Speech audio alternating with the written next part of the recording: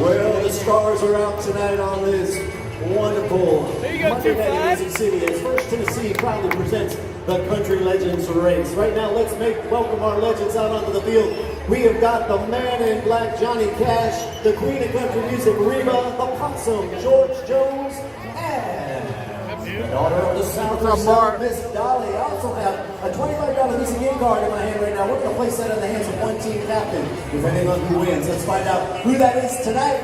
All right, legends, when I say go, you make your way around the corner, down to the finish line. How about it now? Cheer them on. On your mark, get set, go!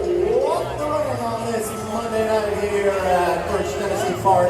Taking the time, pacing it. Dolly is way behind right now. My goodness, can she make up that time? We got Johnny in the lead, Reba in second, George in third. Dolly is trying to pull in a little bit, but hey, they need your enthusiasm right now. Come on, make some noise for them as they go down toward the finish line.